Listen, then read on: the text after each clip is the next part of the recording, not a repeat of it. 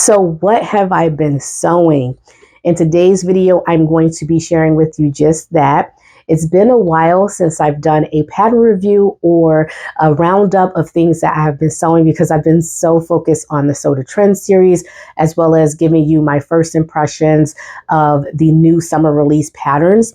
But today I am finally going to be sharing with you the pattern review. I'm going to give a full pattern review of the Butterick B6764, which is a beautiful peplum top pattern. The second pattern that I just used the skirt out of that pattern, and it is the Butterick B6723. So I'm not going to be giving like a full pattern review of that. I did make that a couple years ago. I think I'm going to make it again this summer, and so stay tuned. I will include that into like my summer roundup. I think I'm going to be including that into my summer roundup. And so that may be one that you might want to look out for if you want a full pattern review of that one. So with that said, let's go ahead and get into today's video. And I'm going to be sharing with you my experience sewing with both of these patterns. And I also want to share with you a few inspiration pictures as well. Some of the things that you can actually do with these patterns. So let's go ahead and get into today's video. And I'm going to first start with the features of the pattern. So starting off with the Butterick B6764, you can purchase this in PDF format only. So actually both the Butterick B6764 and the Butterick B6723. If you're purchasing these patterns off of the Simplicity website, it's only available in PDF. Unfortunately, we can't get a paper copy unless you go to a site like Amazon, Etsy, or eBay, or some other site. I think Minerva has these as well. There are a few places you can go if you want a paper copy, but on the Simplicity website, it's PDF only, unfortunately. For the sizes for the Butterick B6764, it come in extra small to 2XL, and the way that they group the sizes is 4 to 6 for the extra small, 8 to 10 for the small, 12 to 14 for the medium, 16 to 18 for the large, 20 to 22 for the extra large, and 24 to 26 for the 2XL. So you have kind of an array of different sizes here. I selected the size medium for all variations that you will see today, and that was the size 12 to 14, 42 inches for the bust.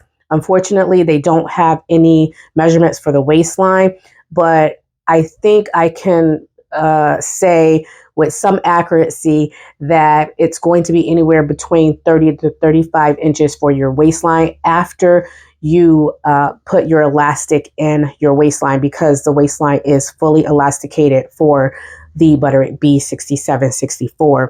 So as I mentioned before, I chose the size medium, and that's 42 inches for the bust. I'll put my measurements here. I know a few of you in my last videos was asking me more specifically for not just my measurements, but also my height.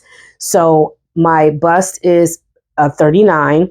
And so I usually choose anywhere from a 40 to a 42 for my garment if I want like somewhat of a semi-close fitting garment. And so that's why I chose the medium, because it's a 42 inch for the bust. And my bust measurements without any ease or anything like that, just taking my measurements, is 39 inches. And so I usually go with between the 40 and the 42, depending on what kind of fabric I'm using and also what I'm looking for in a garment. So I selected that size medium with a 42 inch for the bust. In terms of my waistline, my waistline measures at about 30.5 inches. And my hips are about 41 inches, and I am 4'11". So that's my height. I'm 4'11". So that gives you an idea of how the garment fits on me. The fabric choices for this particular pattern, you can select a georgette, a crepe de chine, or a challis.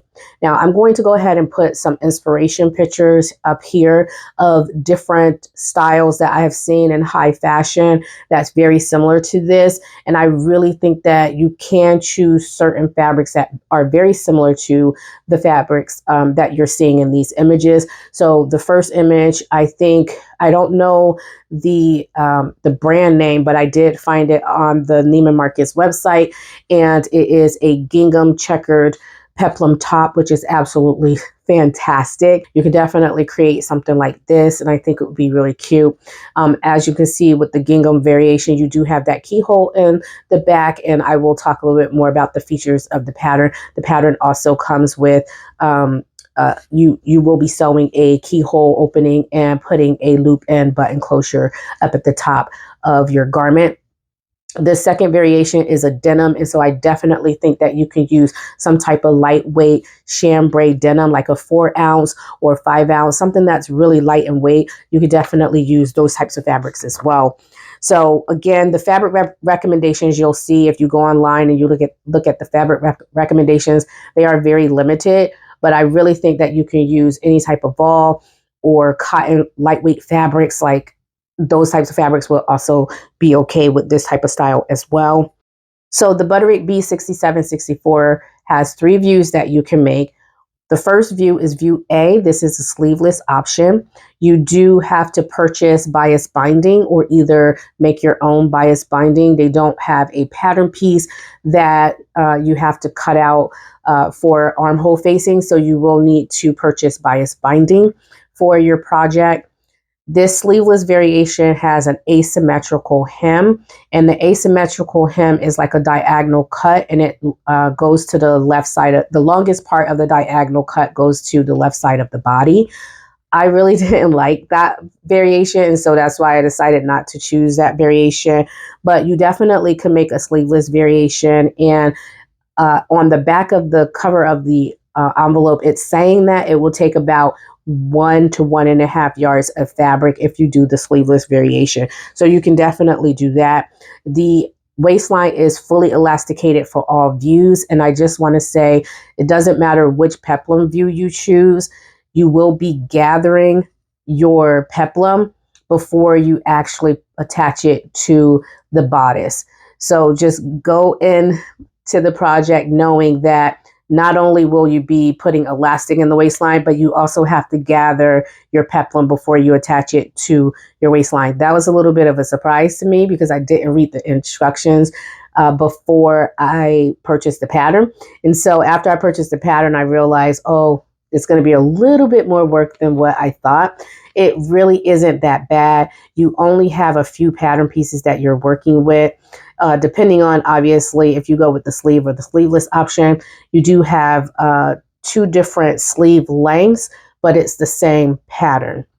So you have a flutter sleeve, and then you also have a longer elbow sleeve. So the variation that I'm wearing right now is the flutter sleeve, and you'll see images of me wearing the garment, and so you can actually see the different sleeve lengths because I made 2 variations with different sleeve lengths. So you'll be able to see the difference between the different sleeves as well. Let me just go ahead and tell you all the pattern pieces that are included into the pattern. You have your front, and that's cut on fold, and as you can see, it has a really nice modest neckline. You have your back, which is cut out twice, and as I mentioned before, you do have a center back seam because you are putting a loop and a button closure at the very top so that you can create a keyhole opening at the very top of the neckline. You also have your sleeve pattern. Again, you have a elbow length sleeve that has an elastic around the hem of the sleeve, and then you also have a flutter sleeve.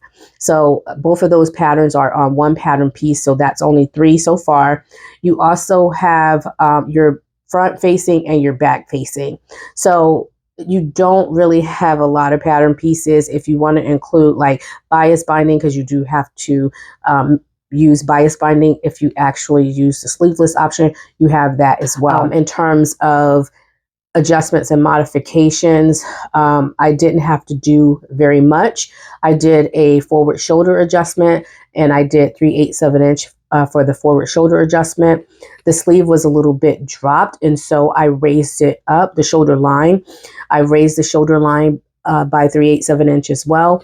And then the waistline for me was a little bit, I had to shorten the waistline by an inch. So it was a little bit too long. So other than that, I didn't do any other modifications and adjustments to the pattern. So let's talk a little bit about view C. View C also has an asymmetrical hem, but the asymmetrical hem is going toward the front of the body. And so you do have like this nice little diagonal cut that goes towards the front of the body. And again, that's something that is just not for me. And so I just decided to go with view B. So let's go ahead and talk real quickly about the two variations that I have made for the top before I get into the Butterick B6723, the dress, the skirt pattern that I had made. So for the two variations that I have made with the B6764, I made two tops. The first top is a polka dot, beautiful polka dot challis fabric, and the fabric was purchased from Joann like 6 or 7 years ago. So it's kind of like a chiffon type challis fabric, if that makes any sense. It has like a chiffon feel, but it drapes very much like a challis. And again, it's just a black and white dotted fabric. So for this variation, I decided to keep the keyhole in the back of the garment. And so I did cut out 2 pattern pieces for the back, and I have a nice little keyhole in the back, and I also have a button closure at the nape of the neckline. Now for this variation, I believe I miscalculated on the waistline. And so I think I brought the waistline up about another ½ an inch because originally I did a 1 inch adjustment. And you'll notice between the black variation and this variation, the waistline is slightly different. So with the black variation, it is the 1 inch shortened waistline. And so I went back and I changed it and did a ½ an inch because I feel like the ½ an inch fit a little bit better. And so that modification was changed on this garment here. The second variation is this variation that I'm wearing. The fabric was purchased from Minerva.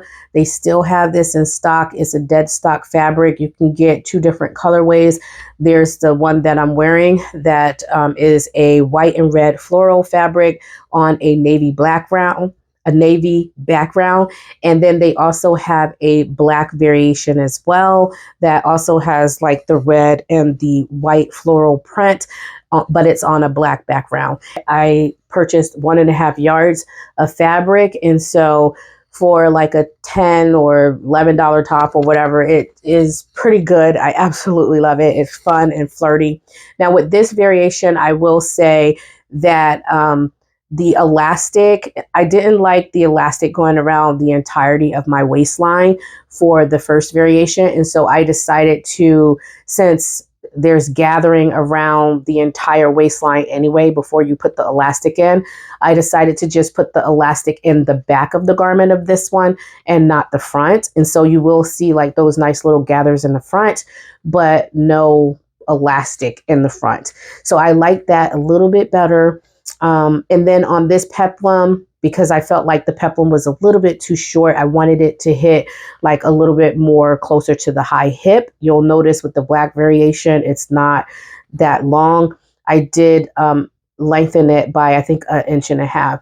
And so this one is a little bit longer. If you want to have a longer garment, you will have to make those adjustments because it wasn't long on me.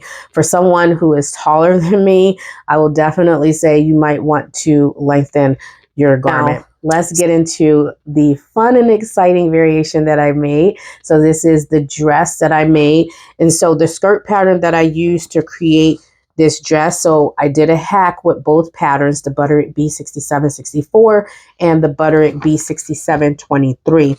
So I did do a hack for the pattern. And what I decided to do is to take the Butterick B6723, that skirt pattern. And so they have 2 skirt patterns in the Butterick B6723.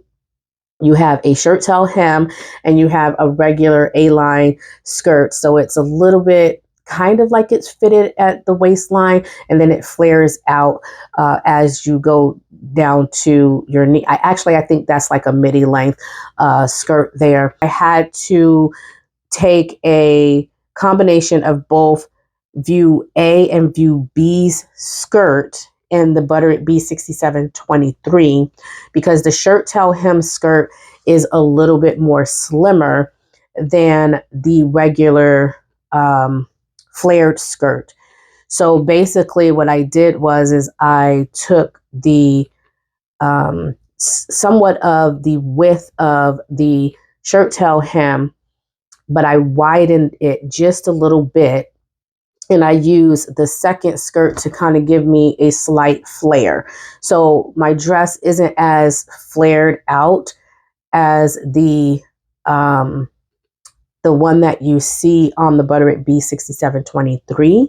So I would say it's probably about maybe a quarter less flared than the Butterick B6723. I had to slim it down just a little bit. And I also didn't want the shirt tail hem. And so I just kind of just made it just a regular square. So let's go ahead and look at the dress.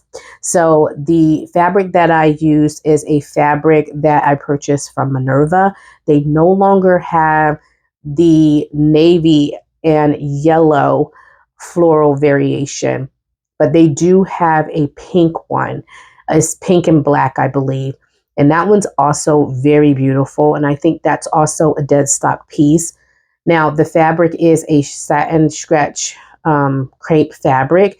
It's called crepe, but it does not have a crepe texture at all. It has more of a satin texture, but because it is also a crepe, it's not like a heavy satin, if that makes any sense. Like it's not heavily sheened, and it's not too slippery either. So it's definitely a crepe satin. So absolutely gorgeous fabric. It has a little bit of stretch in it, but it's not a lot of stretch at all. I absolutely love this fabric. If you want to get the pink variation, I'll leave a link in the description box below to that fabric, as well as the one that I'm wearing. The polka dot fabric has been gone for a long time, so I can't give you a link to that, and Joann's going out of business anyway.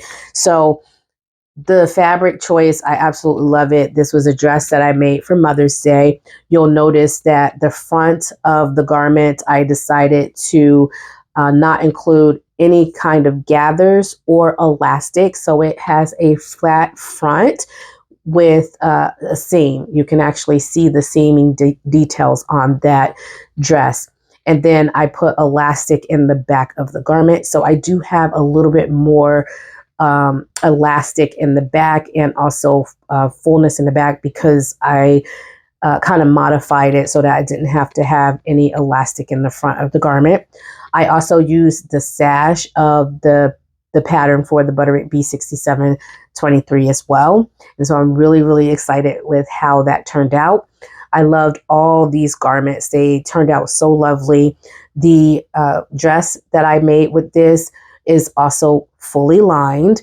And so I use a lining fabric. It's a navy blue lining fabric that I purchased from Joann. And I think I use 2 yards of fabric for that as well. I just shortened the skirt pattern just a little bit. In terms of fully lining an elasticated garment, what I decided to do is I decided to cut out the same pattern pieces for the bodice front, the bodice back, and the skirt front and the skirt back, as well as the sleeve. So I cut out all those pattern pieces, and as I mentioned before, I just shortened the skirt so that my lining does not peek through. What I decided to do is I, again, elasticated the back of the outside of the garment, and the inside of the garment, I didn't do any elastic at all. I'm just using the elastic to hold up the side of my lining, and also I stitched the lining to the garment as well so it doesn't move. So I didn't put any elastic in the lining at all. So that's basically what I did for all variations. So I enjoyed these projects. If you made these patterns before, let me know what your experience was like and if you actually enjoyed sewing with these patterns.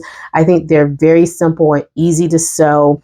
I enjoyed my Mother's Day dress. I did wear this for Mother's Day and I had so much fun wearing it.